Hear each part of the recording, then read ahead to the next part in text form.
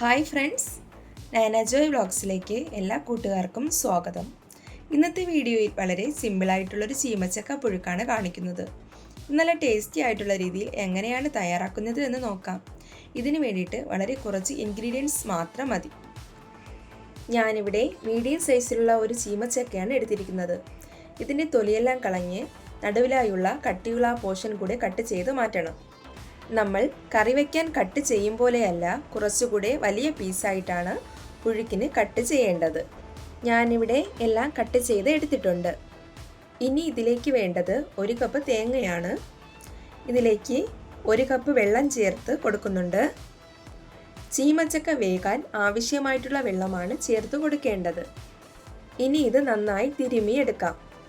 തേങ്ങയിലുള്ള തേങ്ങാപ്പാൽ കിട്ടത്തക്ക രീതിയിൽ നല്ലതുപോലെ മിക്സ് ചെയ്ത് കൊടുക്കാം. മിക്സിയിൽ അടിച്ചൊന്നും എടുക്കേണ്ട ആവശ്യമില്ല. ഇതുപോലെ തന്നെ തിരുമി തേങ്ങയും തേങ്ങാപ്പാലും ഒരുമിച്ച് തന്നെയാണ് ചേർക്കുന്നത്. അപ്പോൾ ഇത് റെഡി ആയിട്ടുണ്ട്. ചീമച്ചക്ക വേവിക്കാൻ ആവശ്യമായിട്ടുള്ള ഒരു പാത്രം അടുപ്പത്ത് വെച്ച് കൊടുക്കാം. ശേഷം നമുക്ക് ചീമച്ചക്ക കഷ്ണങ്ങൾ പാത്രത്തിലേക്ക് ചേർത്ത് കൊടുക്കാം. ഇതിലേക്ക് നമ്മൾ മിക്സ് ചെയ്ത് വച്ചിട്ടുള്ള തേങ്ങയും തേങ്ങാപ്പാലും ചേർത്ത് കൊടുക്കാം. ഇനി ആവശ്യമായിട്ടുള്ള ഉപ്പും കൂടി ചേർത്ത് കൊടുക്കുകയാണ്. ഇതും കൂടി ചേർത്ത് നന്നായി മിക്സ് ചെയ്തിട്ട് അടച്ച് വെച്ച് നമുക്ക് വേവിക്കാം.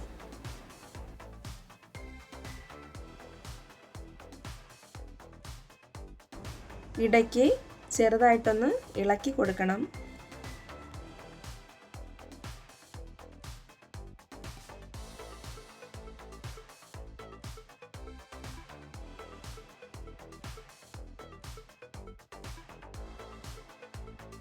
ഇവിടെ ഇപ്പോൾ വെള്ളമൊക്കെ ഏകദേശം വറ്റി വന്നിട്ടുണ്ട്.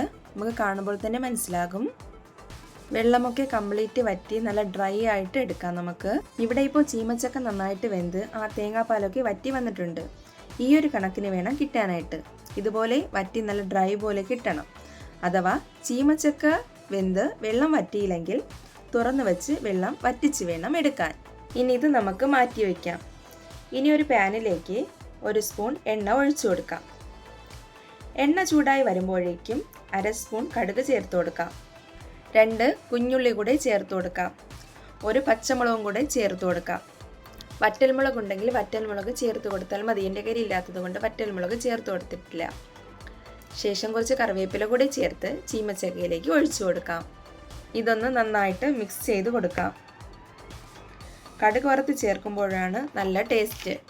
അപ്പോൾ എല്ലാവരും തീർച്ചയായും ട്രൈ ചെയ്ത് നോക്കുക. തേങ്ങാപ്പാൽ മാത്രം ചേർത്താൽ ഇത്രയും ടേസ്റ്റ് ഉണ്ടാവില്ല. തേങ്ങയും തേങ്ങാപ്പാലും കൂടി തന്നെ ചേർത്ത് കൊടുക്കണം. ഇത് 4 മണി പലഹാരമായിട്ടും ചായയുടെ കൂടെയും കഴിക്കാൻ പറ്റിയ നല്ലൊരു റെസിപ്പിയാണ്. എല്ലാവരും തീർച്ചയായും ട്രൈ ചെയ്ത് നോക്കുക. വീഡിയോ ഇഷ്ടപ്പെട്ടാൽ ലൈക്ക് ചെയ്യുക. അതുപോലെ തന്നെ എൻ്റെ ചാനൽ ആദ്യമായിട്ട് കാണുന്ന കൂട്ടുകാരാണെങ്കിൽ സബ്സ്ക്രൈബ് ചെയ്യുക.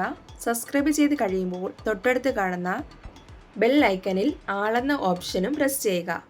അപ്പോഴാണ് ഞാനിടുന്ന എല്ലാ വീഡിയോസിൻ്റെയും നോട്ടിഫിക്കേഷൻ കിട്ടുന്നത്. Thanks for watching.